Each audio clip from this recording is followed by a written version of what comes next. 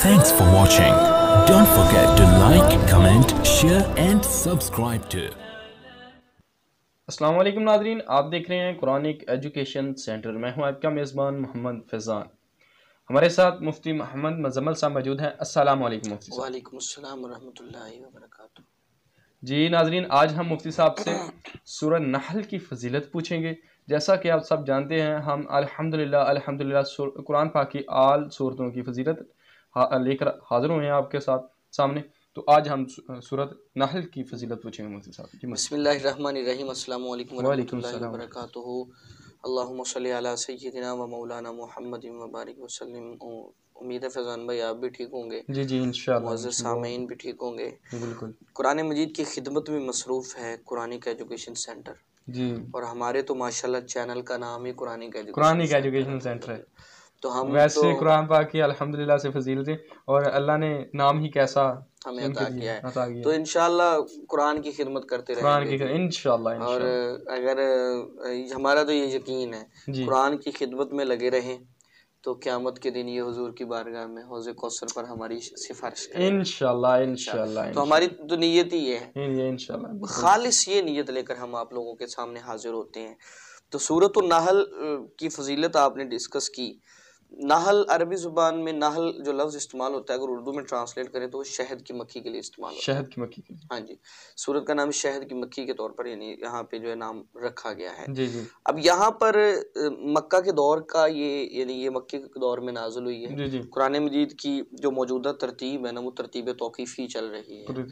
دو ترتیبیں ہوتی ہیں، ایک ترتیب نزولی ہوتی ہے، ایک ترتیب توقیفی ہوتی ہے۔ ترتیب نزولی وہ ترتیب ہے جس ترتیب سے قرآن نازل ہوتا تھا۔ جیسے پہلے نمبر پر سورہ علق نازل ہوئی، اقرأ بسم ربک الذی خلق خلق الانسان من علق اقرأ وربک الاکرم الذی علم بالقلم علم الانسان ما لم یعلم۔ وہ سورت کی جو ہے وہ 5 آیات نازل ہوئی۔ جی۔ اب نزول کے اعتبار سے وہ پہلے نمبر پر ہے۔ جی، اگر ہم نزول کے اعتبار سے ترتیب لگائیں تو پہلے نمبر پر سورہ علق آئے گی۔ جی۔ تو ترتیب توقیفی دیکھیں تو پہلے نمبر پر سورہ فاتحہ شریف آ رہی ہے۔ جی، تو یہ ترتیب توقیفی بھی ہے۔ اور ترتیب توقیفی میں پہلے اکثر جو صورتیں ڈسکس کی گئی ہیں وہ مکہ کے دور کی ہیں۔ مکہ کے دور کی، جی۔ ہم نے ابھی تک جتنا بھی پڑھا ہے آپ کو یاد ہوگا کہ مکی صورتیں۔ اب اس صورت کے اندر نا جو سورۃ النحل ہے، یہ فیضان بھائی وہ زمانہ ہے کہ جب صحابہ کے اوپر ظلم کی اخیر ہو رہی تھی، یعنی جو شدت کا ظلم تھا نا، وہ جب یہ صورت نازل ہوئی اس دور میں ہو رہا تھا۔ یہاں تک سوالات لوگ پوچھتے تھے کہ یا رسول اللہ، اگر کوئی تکلیف کی شدت کی وجہ سے اگر کسی کی زبان سے کلمہ کفر نکل جائے تو حضور اس کو معافی ہے۔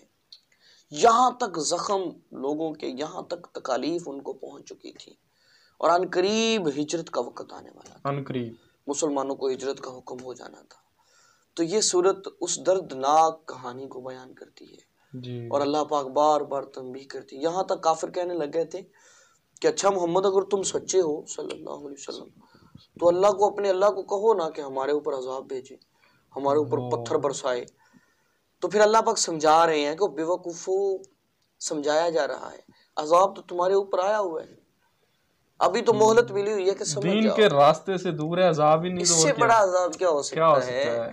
ارے وہ بندہ جس کے پاس ایمان کی دولت ہی نہیں ہے، تو اس سے بڑا عذاب اور کسے کہیں ہم؟ یہ بہت بڑا عذاب ہے۔ ہم خوش قسمت ہیں الحمدللہ کہ ہم اللہ کے نبی کی امت میں شامل ہیں۔ جی، تو مفتی صاحب کیا اس میں شہد کی مکھی کا ہی واقعہ کوئی؟ بس وہ نام یوز ہوا ہے نا، النحل، چونکہ وہ اس کا پس منظر ہے، اس پہ انشاءاللہ ہم الگ موضوع ڈسکس کریں گے۔ بہت شکریہ مفتی صاحب۔ جزا ناظرین، مفتی صاحب نے بہت ہی پیاری فضیلت بیان کی، اور اس کے ساتھ ساتھ ہم انشاءاللہ آگے بھی پروگرام لے کے آئیں گے۔ ہم اگلے سوال کے ساتھ پھر حاضر ہوں گے، تب تک کے لیے اجازت دیجیے، اللہ حافظ۔ Thanks for watching. Don't forget to like, comment, share and subscribe to